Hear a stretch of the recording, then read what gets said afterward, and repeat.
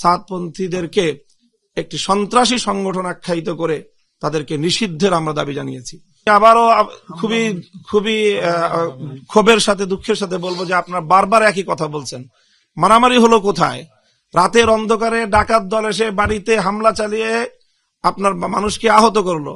আপনি এখন যদি সেখানে বলেন যে বাড়িওয়ালার মধ্যে আর ডাকাতদের মধ্যে সংঘর্ষ হয়েছে, মারামারি হয়েছে, এখানে তারা একটা ছদ্মবেশ ধারণ করে বাংলাদেশ বিরোধী এবং ইসলাম বিরোধী আন্তর্জাতিক মহলের সোর্স হিসাবে এবং এজেন্সি, তারা এজেন্ট হিসাবে বাংলাদেশের মধ্যে এবং ইসলামের এই সুমহান কাজ দাওয়াত এবং তাবলীগের কাজকে প্রশ্নবিদ্ধ করার জন্য তারা কাজ করতেছে। মাঠে যে উদ্ভূত পরিস্থিতি তৈরি হয়েছে, সেই মাঠে তারা জোরপূর্বক ঢুকে পড়েছে সাদপন্থীরা।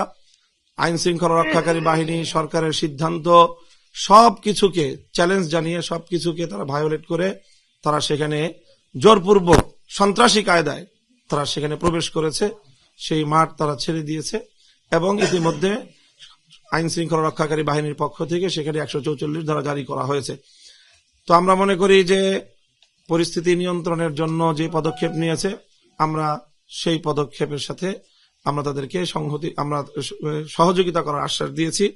তবে সেখানে ইজতেমার মাঠে যেহেতু আমাদের আলেমুল আমাদের নেতৃত্বেই আজ প্রায় 7 বছর ধরে ইজতেমার মাঠ সারা বছর পরিচালিত হয়, শুধুমাত্র তাদের সাদপন্থীদেরকে ইজতেমা করার জন্য সিদ্ধান্তের আলোকে 4-5 দিনের জন্য তাদেরকে মাঠ দেওয়া হয় এবং তারা মাঠ ইজতেমা শেষে আবার প্রশাসনের মাধ্যমেই আবার আমাদের কাছে আলেমুল আমাদের কাছে মাঠ হস্তান্তর হয়। সেই হিসাবে সেই মাঠে বিপুল পরিমাণ সামানাপত্র রয়েছে, কয়েকশো কোটি টাকার সামানপত্র যেগুলো ইজতেমার কাজে ব্যবহার হয়ে থাকে। তো সেই সকল সামানাপত্রগুলো সেখানে পাহারাদারি করার জন্য, সংরক্ষণের জন্য আইন শৃঙ্খলা রক্ষাকারী বাহিনীর সাথে আমাদের স্বেচ্ছাসেবক দলও সেখানে তারা কর্মরত থাকবে। সেখানে আগামী দিনে ইজতেমার জন্য যেইভাবে কাজ করতে হয়, ইজতেমার যেহেতু সময় ঘনিয়ে আসছে, বিপুল আয়োজন, সেই যথাসময়ে যথাযথভাবে ইজতেমা সম্পন্ন করার জন্য যা প্রস্তুতির প্রয়োজন, সেই প্রস্তুতি গ্রহণ করার ক্ষেত্রে প্রশাসন আমাদেরকে সম্পূর্ণ সহযোগিতা করবে, সেই আশ্বাস তারা দিয়েছেন। সেই সাথে আমাদের জোরালো একটা দাবি, সেটা হলো এই যে উপর্যুপরি সন্ত্রাসী হামলার মাধ্যমে সাদপন্থীরা যে মেসেজটা, যে বার্তাটা বাংলাদেশকে দিয়েছে, আমি শুধু বলবো না যে আমাদেরকে দিয়েছে, বরং বাংলাদেশকে দিয়েছে, সেটা হলো বাংলাদেশের রাষ্ট্রের প্রতি তারা একটা চ্যালেঞ্জ ছুড়ে দিয়েছে। গত 2 দিন যাবৎ রাষ্ট্রের সকল গুরুত্বপূর্ণ দায়িত্বশীলদের, রাষ্ট্রের প্রতিটি এজেন্সি, সংস্থা এবং প্রশাসনের সর্বোচ্চ পর্যায়ের কর্মকর্তাদের সঙ্গে মিটিং, আলাপ আলোচনা হচ্ছিল যে একটা আলোচনার মাধ্যমে মীমাংসা হবে। দাবি দাবা যাই থাকুক, সবটাই আলোচনার মাধ্যমে মীমাংসা হবে। এবং আজকে সকাল 11টা এবং 12টায় পূর্ব নির্ধারিত বৈঠকের ঘোষণা ছিল, স্বরাষ্ট্র উপদেষ্টা মহোদয়ের পক্ষ থেকে বৈঠকের আয়োজনও ছিল এবং সেই আয়োজনেই চূড়ান্ত হওয়ার কথা বৈঠকের মধ্যে। এবং গত রাত্রেও বৈষম্য বিরোধী আন্দোলনের নেতৃবৃন্দ তারা তাদের সাথে আলোচনা করেছিল এবং শেষ রাতে তারা আমাদের সাথে সার্জিস আলম এবং হাসনাত আব্দুল্লাহ নেতৃত্বে তাদের প্রতিনিধি দল কাকরাইলে আলেমদের সাথে এবং মুরব্বীদের সাথে তারা বৈঠকে তারা সেখানে নিমগ্ন ছিল, বৈঠকরত ছিল। ইন দ্য মিন টাইম সেখানে হামলাটা হয় এবং তখন হাসনাত আব্দুল্লাহ এবং সার্জিস আলম তারা ফোনে সাদপন্থীদের শীর্ষ নেতৃবৃন্দকে রিকোয়েস্ট করে যে আপনারা কোনোভাবেই এখানে কোনো পারমিশন ছাড়া, সরকারের অনুমতি ছাড়া কোনো ব্যক্তি যেন সেখানে প্রবেশ না করে ইজতেমার মাঠে। কিন্তু তাদের সবাইকে উপেক্ষা করে, সকল সিদ্ধান্তকে উপেক্ষা করে তারা এভাবে সন্ত্রাসী কায়দায় সেখানে প্রবেশ করে এরকম ঘুমন্ত মানুষদেরকে এভাবে হতাহত করে তারা বাংলাদেশের ব্যাপারে সারা পৃথিবীর সামনে যে মেসেজটা দিতে চাচ্ছে আজকে বাংলাদেশ বিরোধী শক্তি, আমাদের কাছে এটা স্পষ্ট যে তারা সেই শক্তির দোসর হিসেবে এখন ভূমিকা পালন করছে।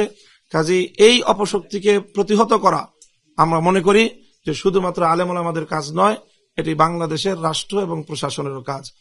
কাজেই সেই জায়গা থেকে আমাদের স্পষ্ট দাবি হলো যে বিগত 2018 সালেও এভাবে হামলা চালিয়ে তারা 5,000 মানুষকে মারাত্মক আহত করেছিল, কয়েকজন ব্যক্তিকে তারা তখনও হত্যা করেছিল, কিন্তু তখনও তাদের বিরুদ্ধে তেমন কোনো আইনানুগ ব্যবস্থা গ্রহণ করা হয়নি রহস্যজনক কারণে। আবারও তারা একই ঘটনা পুনরাবৃত্তি ঘটল। কাজে এই জন্য এই সাদপন্থীদেরকে একটি সন্ত্রাসী সংগঠন আখ্যায়িত করে তাদেরকে নিষিদ্ধের আমরা দাবি জানিয়েছি। কাজে আমরা আশা করি সেই বিষয়েও যথাযথ পদক্ষেপ গ্রহণ করা হবে। তারা শুধুমাত্র একটি বিবাদমান পক্ষই তারা নয়, বরং তারা এই ধরনের সন্ত্রাসী কার্যকলাপের মাধ্যমে নিজেদেরকে একটি সন্ত্রাসী গোষ্ঠী হিসেবে জাতির সামনে বিশ্ব দরবারে তারা নিজেদের পরিচয় তুলে ধরেছে। কাজে সেই বিষয়ে যথাযথ পদক্ষেপ নেওয়া হবে, এটা আমরা আশা করছি। আমরা ইতিমধ্যে আমাদের এই উদ্ভূত পরিস্থিতিতে সারা বাংলাদেশ অগ্নিগর্ভ হয়ে আছে।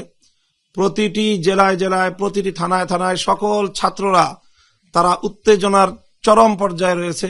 তাদের চারজন ভাই শহীদ হয়েছে, এখনো বেশ কয়েকজন নিখোঁজ রয়েছে, আর আহতের সংখ্যা তো অগণিত।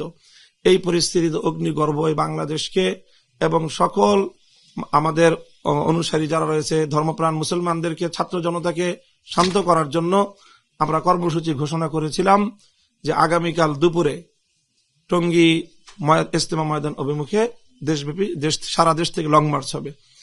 এখন আজকের বৈঠকে আমাদেরকে মাননীয় স্বরাষ্ট্র উপদেষ্টা সহ সরকারের ঊর্ধ্বতন কর্তৃপক্ষ আমাদেরকে অনুরোধ করেছেন আমরা যেন আমাদের যেহেতু অন্যান্য দাবিগুলো, সব দাবিগুলো তারা পূরণের আশ্বাস দিয়েছেন, ফলপ্রসূ আলোচনা হয়েছে, সেই প্রেক্ষিতে ওনারা আমাদের কাছে অনুরোধ করেছেন আমরা যেন আমাদের এই আগামীকালের লং মার্চের কর্মসূচি প্রত্যাহার করি। তো আমরা এখান থেকে এখনই এটা চূড়ান্ত ঘোষণা দিতে পারছি না, যেহেতু আমাদের কাকরাইল মসজিদে ওলামা সম্মেলন অনুষ্ঠিত হচ্ছে, তারা আমাদের জন্য অপেক্ষমান। আমরা বৈঠকের ফলাফল নিয়ে সেখানে গিয়ে তাদের সাথে আলোচনা করব এবং আলোচনা করে আমরা আগামীকালকে কর্মসূচির ব্যাপারে চূড়ান্ত ঘোষণা আমরা দিব। এই ছিল আজকের এই বৈঠকের সারাংশ।